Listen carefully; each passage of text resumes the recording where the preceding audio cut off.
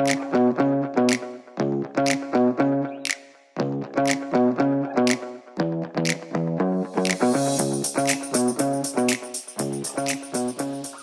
out. The countdown has happened. Natalie Rainier, Bike Walk RVA. You're the director now. You're the head spokesperson. You're the big poobah, grand poobah. What's your title now? So my title is engagement manager of Bike Walk RVA. I work for sports backers, and my role with Bike Month is, I guess, I am the head herder of cats. I'm the sender of emails. I'm the enterer of calendar events. But really my role with Bike Month is just to get everyone organized and on the same page and create the calendars and all the graphics and get the word out and do most of the promotions. Yeah. Well, in Richmond, Virginia, where we're talking about Bike Month, it's coming up in May, and it's, I think, the 13th annual Bike Month. Yeah, so this is the 13th year that we have organized an RVA Bike Month. There are many other cities around America that also have Bike Month, so it's not something that's unique only to Richmond, but I'm a little biased, but I think our Bike Month is the best Bike Month. And definitely in the past, we've had one of the most robust Bike Months in America, with many years now approaching 70 events. And Bike Month hasn't even started yet this year, and we have 77 events on the calendar. So I'm really excited about that. Holy moly. And just to think, when it first started, I'm sure people were like, Bike Month? What? Like, we have a bike lane and, one or two bike lanes. What are we doing a Bike Month for? So I know you weren't there at the beginning maybe, but I just think it's probably grown immensely, probably from just a few events dotted throughout the month. 77. For sure. It grows every year. And I think also as we start to have more infrastructure that makes people feel safe riding bikes in town, it means that more people who are bike interested purchase bikes. And then, of course, biking is one of those things that you sort of like get addicted to, I think. I think once you buy a bike, you're a bike person, for the most part. When people enjoy riding bicycles, they really start to see it as an opportunity for social enrichment, mental health, all of the things. So the more people who ride bikes in Richmond, the more people there will be involved in Bike Month in Richmond. Right. And it's a great time to celebrate, biking in general. The city has grown its infrastructure over the years, and it's also, it's grown its infrastructure over the years, and they're really pressing forward, I think, right now with a huge media campaign that I haven't seen since I've been here for 20 years in terms of highlighting everything to do, highlighting biking. I think we could thank Andy Bayneau for stepping that up. I know when I've interviewed him over the years, he's been like, we really need to, talk about kind of what the city's doing. I'm like, I'm trying to him, meaning like I'll highlight what the city's doing, and I'll call them out when they're not doing as well too. But I think they're doing a great job in terms of like, hey, we have a bike lane. Hey, we're doing a a hole blitz or whatever it's called. Yeah, the pothole blitz. Yeah, pothole blitz. I was like, pot. And anyways, something. Something, I don't know. But, I think what I'm seeing with the city administration is that there's a lot of focus on just providing transit and active transportation opportunities in general. I think that the city is working very hard to reduce the car dependency and the burden that the urban environment of the city experiences from car dependency. So what's coming in the future on the horizon in the city is more bike lanes, more shared use paths, but also more transit, more rapid transit, more bus lanes, and just more traffic engineering that really puts transit and active transportation at the forefront, is de-emphasizing over time car-dependent travel. Yeah, and we'll get into some of the things happening for Bike Month, but it reminds me of, I just interviewed the filmmaker Ben Wolf of a film that he did called Changing Lanes, which the podcast will be out in a moment. And we're trying to get the film shown here in Richmond, so stay tuned for that. But he had mentioned in the city of New York, Green Bay, Greenpoint, and I apologize not knowing off the top of my head, but they had a group of concerned citizens who were fighting for change in the streets. But one thing I'll just say about it is he mentioned, like, when you're in a city like New York, and obviously Richmond's not like New York, but it's still a city.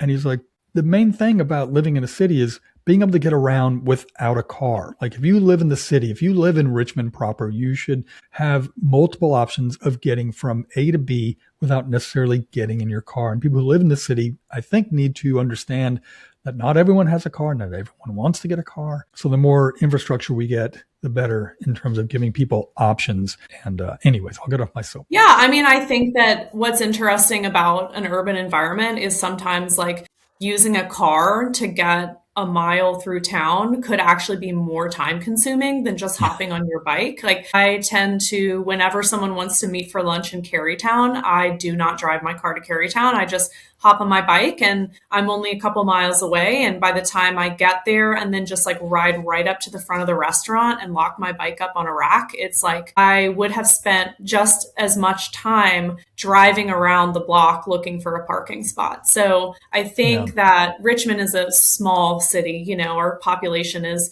a fraction of the size of New York's or any of these other big cities like Minneapolis or Chicago. But you know, the dense urban core experiences the same fluctuations in car traffic and car volume. And I think that bicycles are the antidote to that. Yeah. And public transportation Yeah, as of well. course. So Bike Month 77, we won't go through all 77 events happening, but you mentioned that there's something happening starting even before May. I mean, May is Bike Month. So let's talk about some of the kickoffs at the end of April. What's the Yeah. first thing that people could do, I guess, on Monday, the 27th? Well, we're actually starting on Saturday, the 25th. Oh, good So, gravy. yep.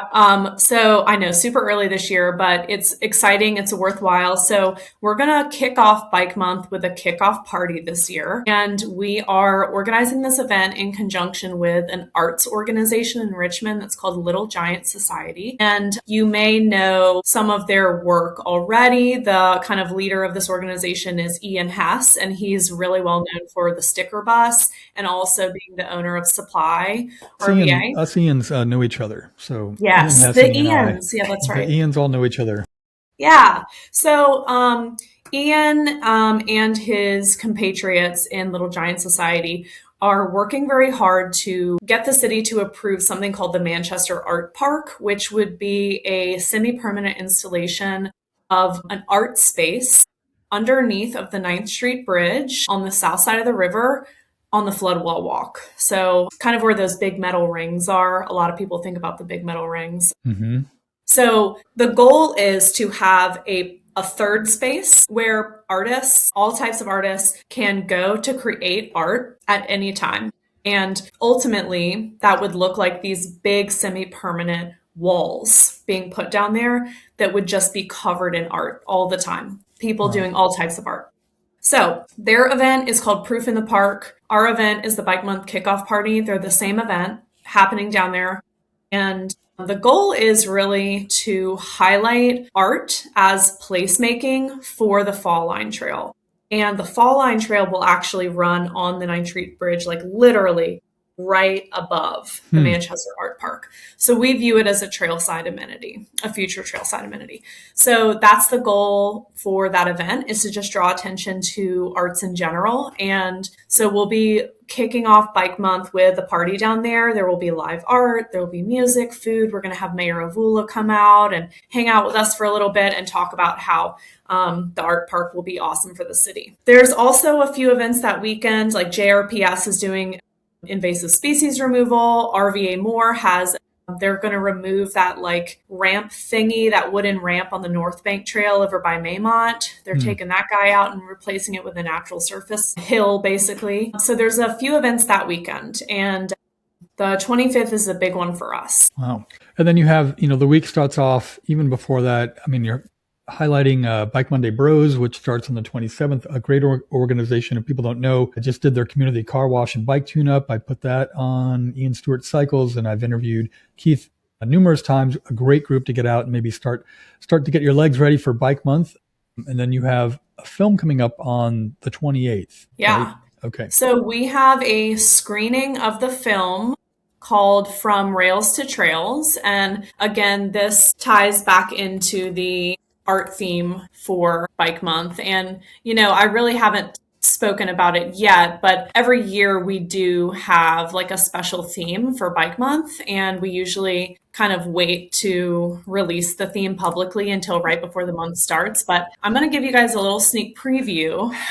So art is on our mind right now. And again, I've already mentioned art as a placemaking and trailside amenity. So this year's Bike Month theme is Happy Little Bikes. Nice.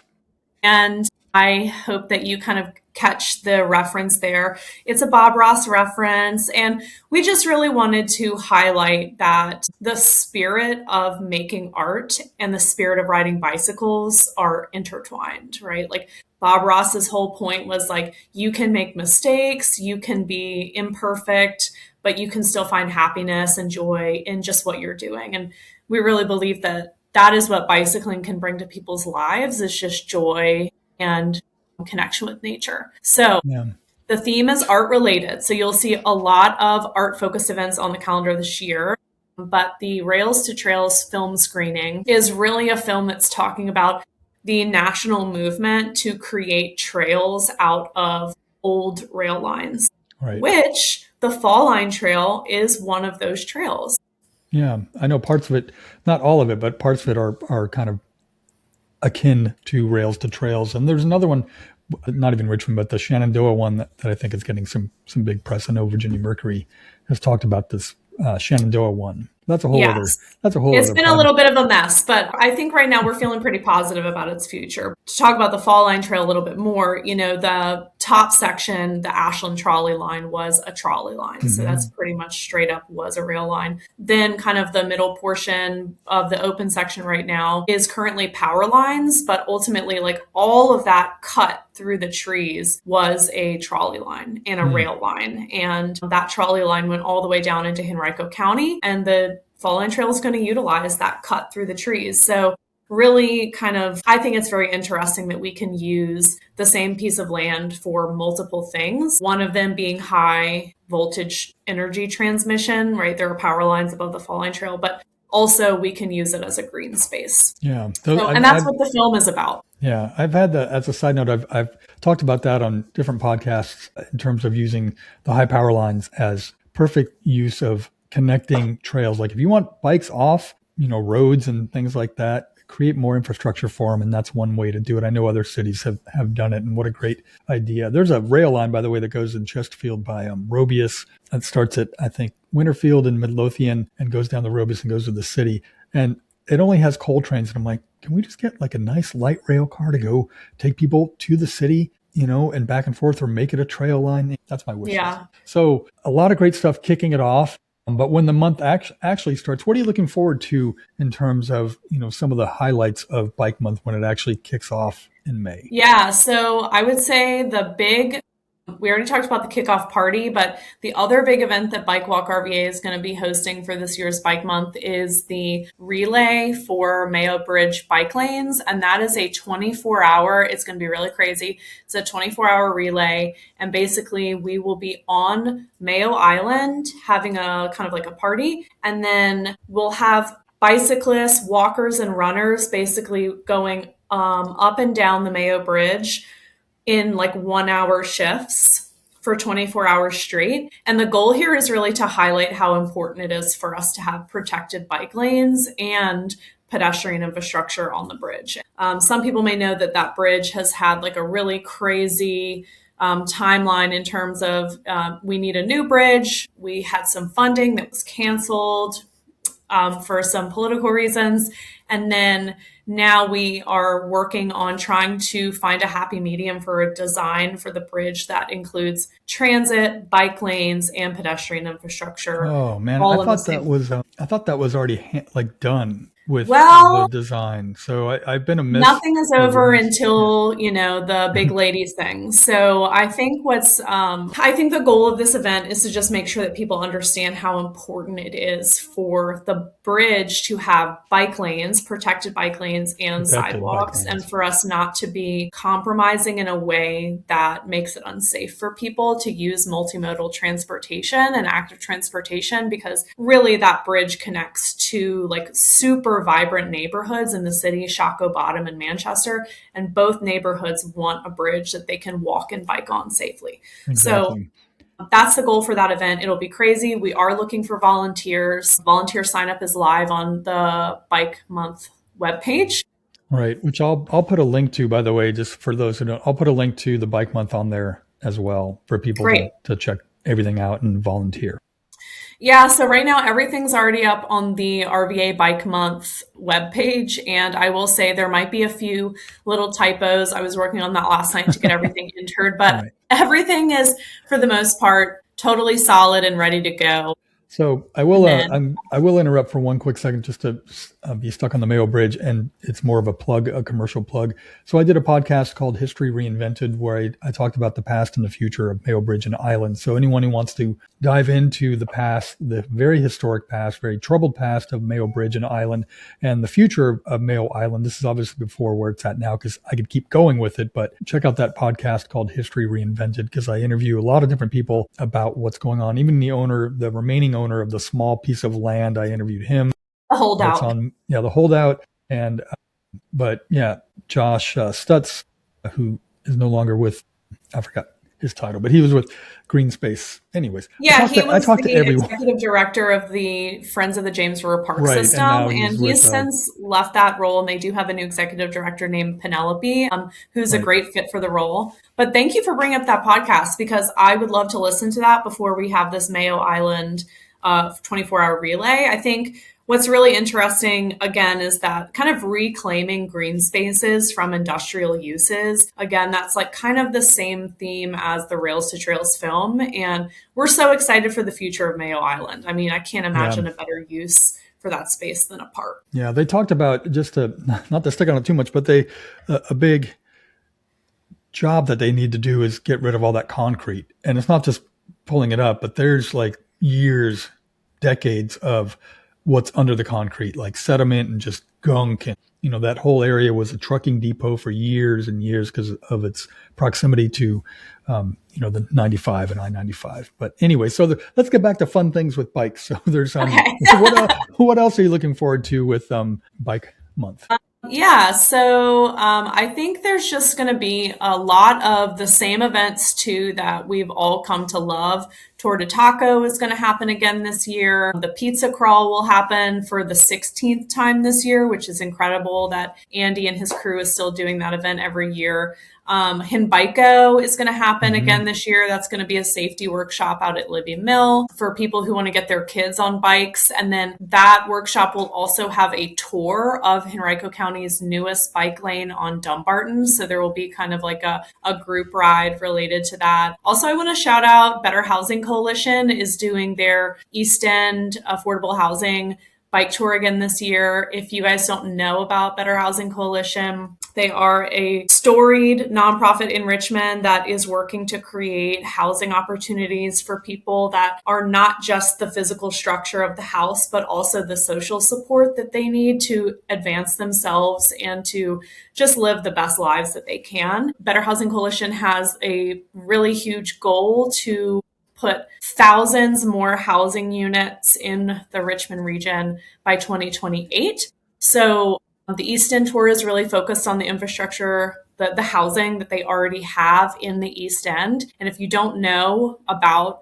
affordable housing, it's a really fantastic opportunity to come and learn about this really important conversation that is happening in our city. Also, the Valentine is going to do a history bike tour in the East End Oh, wow. a few days after the Better Housing Coalition tour. So you can kind of do both of them, and then you'll be able to get kind of like current conditions on housing and then also learn about the history of the East End. Yeah, I mean, I think what I love about this year's Bike Month calendar is that there are events that appeal to all types of people. Yeah. We have bike maintenance, we have cargo bikes, Murder She Rode is back, which is like a murder mystery bike ride. Yeah. There's a RVA bakery ride this year. I know he's going to be in the Murder She Road one. I think we have a mutual friend who's part of Safe Streets in Richmond who's a big Murder She Wrote fan. Yeah, for sure. It is Louise, and she Yeah, I know. puts that on. So we're really stoked to have her back on the calendar this year Yeah. because last year didn't work out. And honestly, like no one else is doing that type of thing in Richmond. So I think it's just so Yeah. unique and it's so positive. There's also going to be a couple of rides out to Celeste Farm, which Hmm. is basically kind of like right off the Capitol Trail in Verina. And it's a farm spa, so you can go and like soak in a hot tub, get in a sauna, have a beautiful lunch. and they really welcome bicyclists there. So there's going to be a couple jaunts out to Celeste, and then let's see what else, some traffic engineering workshops, Oh, etc. nice. And there's also stuff for kids, or I see a Kidical Mass and cargo. That's where you mentioned the cargo. That's on the 23rd, an art ride. So I'm sure kids could do that. There's, different bike shops are kind of doing stuff. Rag and Bones, Outpost seem to be doing some things. And there's also some Yeah, and on the special, kids thing too, like the ice cream ride is always a favorite. The pizza crawl. I mean, there's a ton of yeah. kids that come on the pizza crawl too. But the ice cream ride is definitely a family friendly favorite. And then I will also shout out Groundwork RVA is putting on a youth bike swap, which I'm looking for right now, which date it is, but it is on Saturday, May 16th. So yeah, Groundwork RVA, they have the bike shop over in the Oak Grove neighborhood. So they're doing a lot of, it is a Black and Brown led organization that's working a lot on reconnecting youth in Richmond, especially in Richmond South Side, to nature. And so they have that bike shop down there, and they're doing a youth bike swap. So if your kid has like outgrown their bike and they need something bigger, you could bring that bike to the bike swap, and then maybe somebody who doesn't have the resources to buy a new bike could get that bike from you. That's a great idea, because in my crawl space right now, I have two different bikes that my kids have outgrown. So that would be a good way. Yeah, bring them to the youth bike swap. That'd be great. I was laughing just a second ago because I was looking at the calendar, and there's a baggy pants and flowy dresses ride. Yeah. I Yeah, love that. that's a new one this year that I'm super stoked about. The leader of that ride just went through Bike Walk Academy. She just graduated last month, and no one has ever put on a ride that's specific to, I think the description, she said something like wear your like favorite outfit that's like not biking appropriate, and then they'll like Hmm. practice as a group tucking and like tying it up so that it doesn't get caught in the chain, and then they'll go on a like casual little bike ride around in like flowy pants. It It reminds me of sounds so fun. the tweed ride that I did a little while ago with the Art Deco Society. We did a little tweed Yeah. ride, which people could see, by the way, on Ian Stewart Cycles, and listen to the podcast. Sorry to do commercials. I need listeners. I also noticed too that there's some serious times too. There's a pedestrian vigil happening as well, which is really great to kind of highlight what's going on. So with all the fun and festivities, it's good to remember that along the way of these past 13 years, there's been some major traffic fatality deaths from pedestrians and bikes. So it's good that you guys are kind of putting that in there as well. Yeah, I think it's really important for us to, even though we're celebrating Bike Month, to continue to bring pedestrian safety to the forefront of the conversation. Bike Month is an opportunity for us to have like a critical mass where we're out there, we're in big groups all month long, we're doing crazy stuff, we're riding in flowy pants, we're doing all this stuff, but the community really sees us when we're out there in big groups. Typically, like pedestrianism is not something that really comes to your mind as like a critical mass opportunity, but it is because we all walk every single day. Like even if you just walk from your front door to your car, or maybe if you might Or be using a you park in mobility device, you're rolling, right? You might or roll from you're in Carytown and you park and you want to go across the street, right, and exactly. some So who is speeding. pedestrian safety really, it applies to all of us. So it's important for us to keep talking about it. Yeah, and I didn't mean to bring it down, or like a 180 bring it down, but I wanted to mention that too. So, it's kicking off early. I've kept you for quite a while. Is there one last thing that maybe you want people to know? And again, I'll put links in on both the YouTube channel and on the podcast, but anything you're looking forward to doing? I mean, I would just say like, oh, you know what? Let me shout out that there is going to be a governor's ride to work Oh day. yeah, yeah. And I think that's going to be on National Bike to Work Day, which is on Like the the 21st or 15th. 15th is governor. I On think the the calendar, it like says events that 15th. you're looking at, again, like I said, there might be a couple typos on there, or like couple things that have changed. But I think we're still trying to figure out what date Mayor Danny's official Bike to Work Day is going to be. Right. We're trying to find the right day, but from what I can see right now, the governor is going to be doing a bike to work day, and there will be a ton of promotion coming out about that. If you want to keep up with Bike Month, if you want to check out all the events, of course, you can check out the Bike Month website. And what I'll do is all of the events have web links themselves. So if there's like a rain date or something, you can click on the link and see when it's rescheduled, and then really connect directly to the leader of that specific event. Because just as a reminder, Bike Walk RVA, we are kind of the organizers of RVA Bike Month, but ultimately we only organize a couple of these events. And really, this is a grassroots movement. These events are almost all organized by people who are just bike people in the community. Because we have a great bike community here in the Richmond region. So there's a lot of great people out there wanting to share the love of biking. So follow us on social media. I will say that, Bike Walk RVA. I do a lot of work on the Instagram and on the Facebook during Bike Month to keep the weekly events. I do a post of what's coming up. If there are rain cancellations or reschedulings, I try to always get those up on the social media as well. So that's really the best way to keep up with Bike Month. Obviously, there's the static web page that has everything linked, and that's a great way to take a look at what's coming up. And then we're going to have the calendar printed on those big posters again, like we do every year. And so you'll see those popping up in your local bike shops. And anywhere else where you feel like you might want to have a big, giant Bike Month poster, just reach out to me. My email is natalie@sportsbackers.org. And you can just shoot me an email and let me know that you want a couple Bike Month posters to pop up somewhere. And I would love to share the love with the posters. Well, Natalie, thank you for sharing the love of Bike Month, RVA Bike Month with me on the RVA Bike Scene / Mechanics of Transportation podcast. It's always great to talk to you. Thank you so much. I'm looking forward. Yeah, you're absolutely welcome. I'm looking forward to it. And I'm going to try to go to as many as I can. Yeah, I feel like get a punch card. Maybe that's what we should do next year. It's too late for this year, but maybe we should have some funny punch cards. How many can you possibly make? Yeah, there's some that are, I noticed some of the days there's 3 events. So if you want to knock yourself out, you have to leave one early and jet over to the next one. Yeah. All right.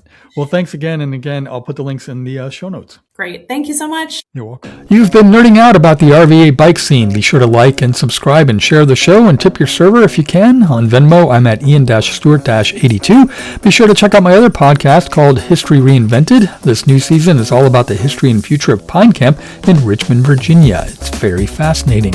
And if you like music, check out Ian's World of Music show on Mixcloud. For years and years, I was the World Music Show host on the public radio station in town. So check it out, because I know what I'm doing. And you could also look for my freelance work on outlets like the Virginia Mercury, the Richmonder, Richmond Magazine, and on the podcast Full Disclosure with Robin Farzad, where I often get to interview people like Mike Henry of Family Guy. The Mechanics of Transportation is a big soap production. See you next week. Thanks for tagging along.